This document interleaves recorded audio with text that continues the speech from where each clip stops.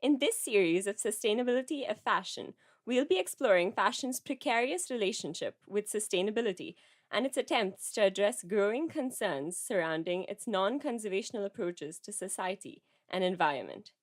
Thank you all for tuning in to the second episode of our sustainability series.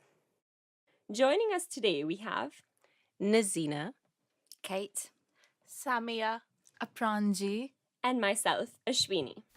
So how are some of these sustainability concerns being tackled within the fashion industry? What are some initiatives that you guys think have been put into place and have made a difference perhaps? I'm not sure, like, in terms of you need statistics to know on, like, actual whether any of them have made a difference. Mm-hmm. I suppose as a consumer, it's like it's the ones that are the most visible, like we've mentioned, H&M, and some of those the big brands that you're familiar with when they bring out a concept and it's all over the place. There's recycling bins in the store and things like that. So those ones are the most visual. They're the ones people are going to know about. In that case, that's making a difference as regards awareness.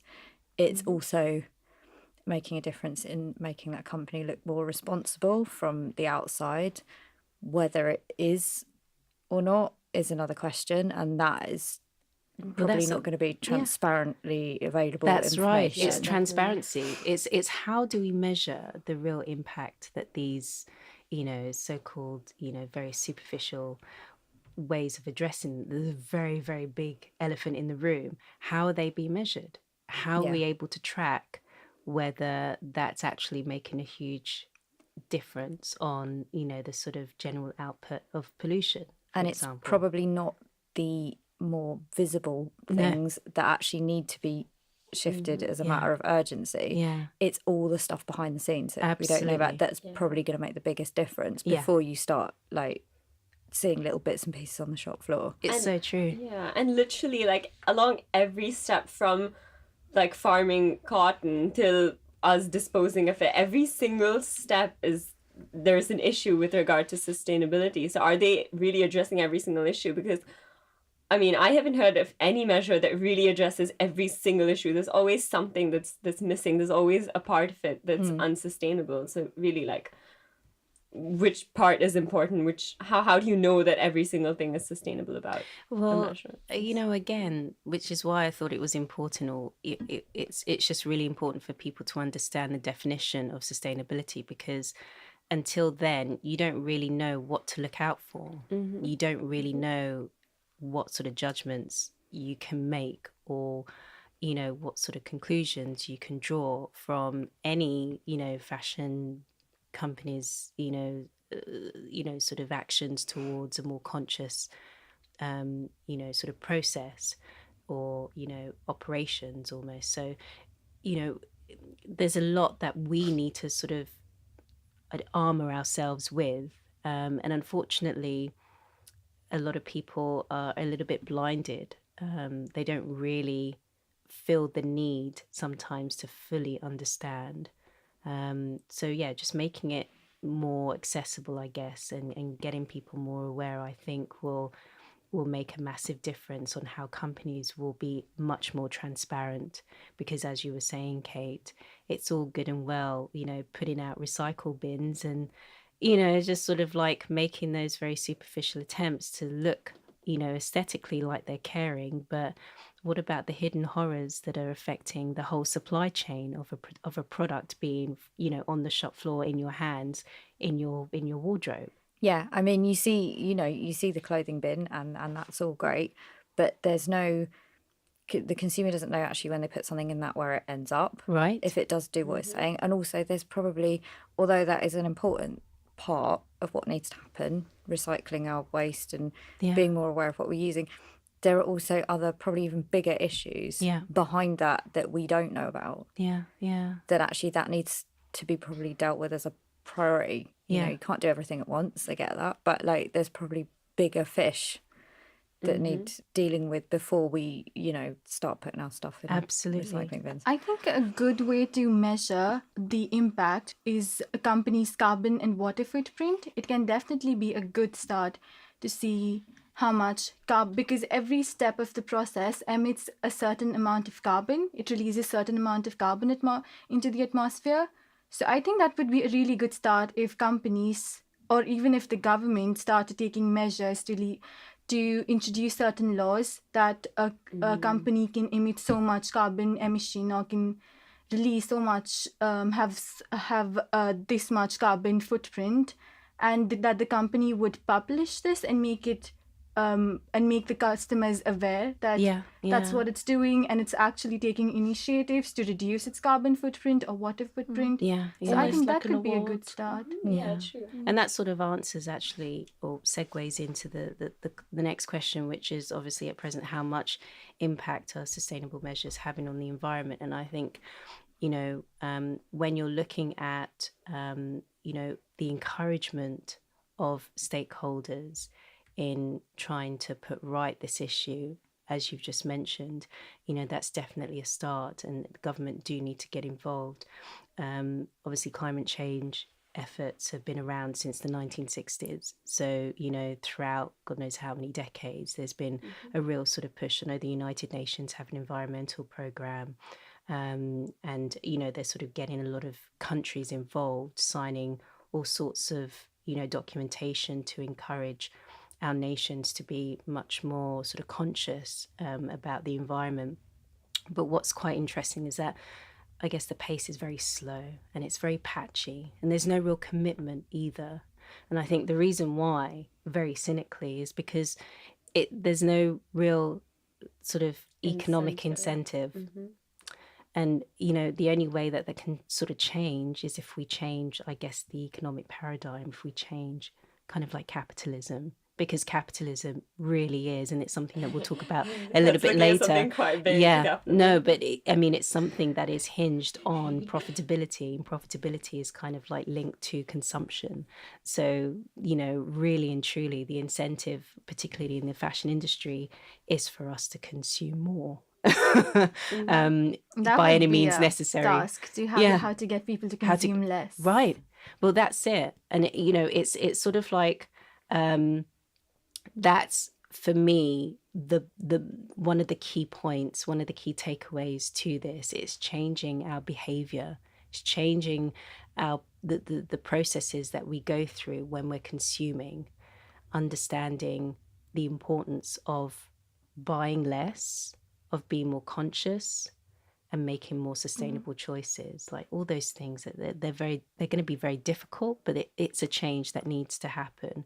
But going back to the question, the governments are sort of they're flirting with the whole sort of prospect of making more sort of sustainable measures. And going back into the industry, the fashion industry, that as we were explaining, they are flirting with the prospect of making slight changes. But again, it's slow, it's patchy, it's not as, impactful as we would like for it to be. Yeah, it's something, but obviously, like, something this big will take time as well. Yeah. You can't really expect it to happen. But like you said, it's been going on since the 1960s. And since then, do you guys think there's been something significant? I mean, that's so many years ago, and has had things changed. It's definitely gained more momentum now that people are openly discussing it. I think maybe like social media and stuff Definitely, as well. social like, media plays a huge... You have a lot more access to information in general. Yeah, the sharing of information is now a lot easier. Yeah. The funny thing about social media is, like, on one side it can really like educate you, and you can learn about like sustainability, for instance. I don't think there's anyone who has like an Instagram or a Facebook or something who hasn't heard of sustainability. Yeah. But at the same time, like, if you look at consumerism and everything, it's I mean, how many of us go out and buy a new dress to wear to a party just because we already have pictures of the previous outfit on Instagram? Right. Like, I mean, I know I'm guilty of that, which is, that's something that didn't happen before, because if you wore an outfit once, you said, oh, okay, yeah, no problem, I can wear it again. But now it's like, oh no, that's on Instagram, I can't wear that again. Yeah. But how about from a macro level as well? I mean, we do talk about the industry, but would it not be prudent also, or wise, for the sort of wider economic community and the political community to really kind of get involved as well, and to make a change. Like, I know, for example, Trump's administration very recently loosened regulations regulating the fossil fuel companies, and providing tax reliefs, etc., which, as much as we want to talk about the industry's efforts towards negating the environmental impact on the wider sort of setting, it's not really going to make much more of a difference, because you've got the real prominence of the fossil fuel industry that are, emitting so much crap into our environment. I suppose the thing is, though, that eventually the fossil fuel industry is ultimately going to come unstuck. Yeah. So they're not going to have an industry because there's going to be no gonna run raw out. material Yeah, do it with. I guess what the fashion industry could do, if it took a bit more of a lead on this, is provide an example of a workable business model that others can adopt. If you see one industry and they've made a success of it, it's not going to be easy. But if they can do it and ultimately kind of come around and start making profit, or at least break even, it's not a massive failure. If they can do that, and other industries will follow, because eventually a lot of them aren't going to have a choice anyway. It would be better to start making those changes now, before your hand is completely forced. Absolutely. Either by legislation or by absolute necessity, because you've got nothing left. But if there's an industry that's kind of led the way and said, look, you can do this, it is workable. It's not easy, but it's workable. Then everyone else has got something to aim for. So maybe that is what makes the difference. How much do you think a role is played with technology, I guess, in what you've just said? Because having, other sort of stakeholders within this whole sort of like little ecosystem we've got going on, if they come in as well to encourage or incentivize exactly what you sort of mentioned, and support businesses to adopt that sort of more ecological business model, then you're kind of creating a much more robust sort of industry. But you need definitely the collaboration of other sort of key stakeholders within this. I mean, and also there's a lot of crossover amongst industries about providing various different products. But I think if one industry is going to really make a commitment to going down that route, it again, their suppliers, the people who are they're going to have a rethink, and all those little sort of tentacles that join up and ultimately make the fashion industry. People are going to other people might have to start shifting slightly to accommodate that. The fashion industry does have, maybe it's not the most powerful industry, but it does have a lot of power. Absolutely. So there is things it can use, throw its weight behind in order to start having a bit of an impact on other industries. Well, also going back to the government policies and that issue, I think a lot of times also there are laws in place, but are they being enforced? Because I know that a lot of manufacturing, obviously, like textiles and stuff, for instance, is done in other countries. And I'm from India, and I know that there's a lot of textile manufacturing, and there are laws about chemicals not being let into rivers and everything. Yes. But I mean, you bribe someone, you give them £1 and they'll let you do it. Do they actually do it? Do they actually stick to abide by those laws? Absolutely Yeah, not. They need to be enforced. Employment laws varying Government by has to- outsourcing. You laws don't have to especially. go with the home countries, maybe more rigorous employment laws. They can just wash their hands of that. Definitely. And also when things are phrased as guidelines, and it's not a law, it's just a guideline, and it's like literally no one is doing that. No, it's true. So I think nations would have to unite to be able to actually do something, to actually make a change, because like you've mentioned, the garments are actually produced in a different country, so there has to be some sort of connection that allow that, or some sort of regulations across nations that they're taking this initiative together. And I think only then would it actually make an impact. Like a sort of a whole industry regulation that applies to across Everywhere. countries. And not just separate the regulations for the country. Yeah, because I think that's the real issue as well, as I think we were discussing before, which is, you know, one nation can enforce whatever regulation, but then that's not binding across other nations. And then where you've got globalization and you've got, you know, sort of products being made in various different, throughout the whole process, throughout the sort of supply chain and product lifestyle process, you know, you'll have different nations governing in different ways the whole sustainability issue. Whereas if we have something that is almost like a blanket, you know. Actually, there's something, I forgot who it's by. I think it might be by the United Nations. And there's like a list of goals where it's like no poverty, no hunger, no feed the fish or something like that. Feed the fish. But like if they were all, if it wasn't just a law or like an aim, like, and get these companies to actually be part of that thing, and like it'd be convenient for them in some way rather than it being convenient for them to throw stuff in the river or something like that. I think I know what you're talking about. It's called the 2030 Agenda for Sustainable Development, which is by the United Nations. Like if they were put under that and there was like some kind of positive thing coming out of it, I think that would like help us move forward. But the thing is, people aren't aware of it. Like, you see all of these organizations taking these initiatives, but people aren't aware of it. Like, a majority of the population, they aren't aware that they are doing these things. So I think it's important to put it out there for all people to know that, yes, the government or these organizations like the United Nations, they're doing these things for the betterment of the environment. And you need to do your part, basically. Exactly. So awareness, I think it all comes down to making people aware of what is happening around you and making them understand that things are happening and you have to play a bigger role in this. Maybe like shocking the person. Like, have you seen that video as in with like electric shock? I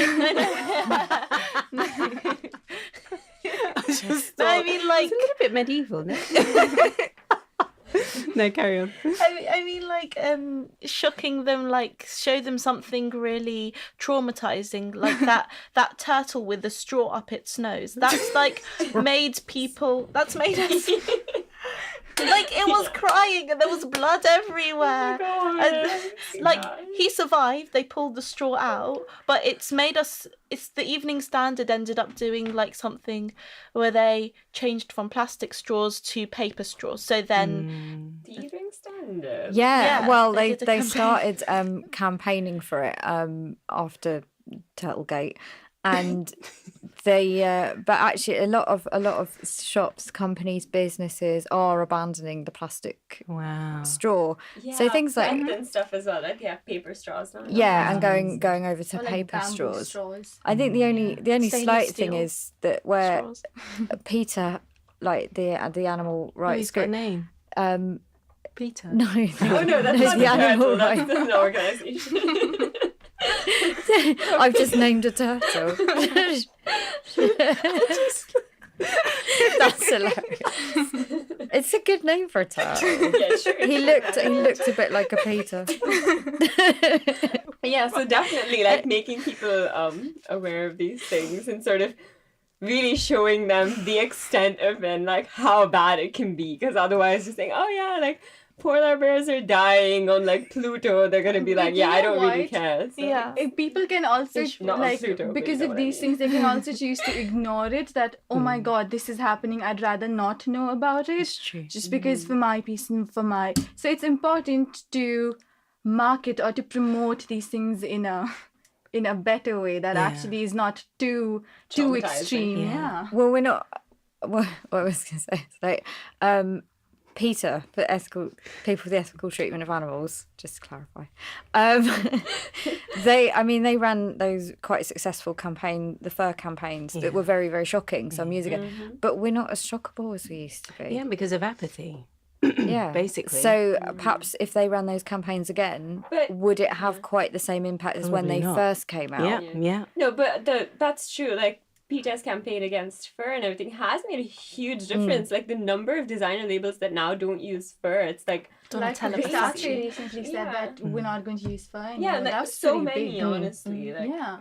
I mean, although we have seen like with the whole trend cycle, there's suddenly, you know, every sort of few seasons there's like a bit of a backlash and someone just throws fur on the, you know, all over the catwalk, and it's almost, you know, it's a bit of a view to the animal rights groups, and then it sort of all starts all over again. But I think for the most part their campaign probably has had a lot of impact. I think what you're just seeing now is the adverse effect of some of the faux furs that are coming out. There's some great stuff out there, but there are some of the other ones that are actually got their own issues with sustainability, and again where like a certain high street companies got a bit caught out because it transpired that some of their faux fur was actually real. Oh my goodness. And it's actually because it's some things like rabbit, and it's from the much cheaper end of the market. It's actually all mixed in. It all depends on the designer's morals as well. Like even in CSM MA, they used real fur, like the students used real fur, and then there ended up being like a protest outside our uni about it. And I don't know, it just depends, because so many of us at CSM are interested in sustainability, and I was really surprised finding out that students in my uni would end up. I mean, I can see how like people working in the industry for a while, and myself included, when I started out as a student, and you'd see and you know, I was sort of properly the era of the PETA campaign and stuff like that. So you sit and it was a complete shock, and you wouldn't touch it, and you wouldn't go anywhere near it. And then you work in the industry for a bit longer, and it's like, it's not that you know, I personally wouldn't use it, wear it, or anything else, but you start to become a bit immune to that a little bit, because you're around it all the time. You see it all the time. You're seeing it at trade shows, you're seeing designers bring it in, you're seeing it at fabric shows. So you don't quite have that same sort of angry reaction, vitriol to it that you did. What, you know, if you're around it a lot, you kind of takes the edge off it a bit. Like it's seen as normal. You just get used to it being around, even if you don't sort of partake in it yourself, you're still kind of, I suppose, unconsciously supporting it by not, you know. I guess it's just human nature. It's like New Year's resolutions where you say, oh, I saw someone who, I don't know, had some really bad health problems, so I'm never going to eat something again. But then 2 days later, you're like, you know what, I think I'm just going to get some you just of forget, that. because also you do things out of habit as well.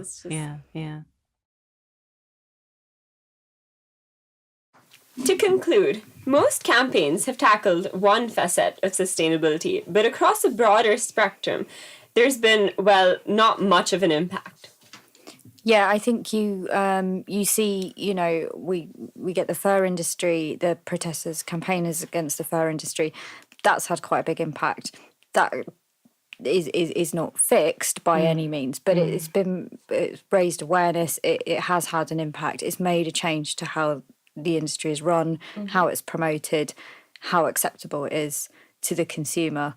But then that's only like a tiny part Just of a it. small portion. You've dealt with the fur, you've still got the microbeads to deal with. If you've dealt with the microbeads, then you've got the water consumption for a pair of jeans to deal with. If you deal with water consumption, there's something else, and so on and so on and so on. Yeah, there's always the so next thing. yeah, like individually, campaigns I think have there's been plenty that have made a real impact on that small part, but I don't think we've seen one that is All really encompassing. a blanket approach. Yeah.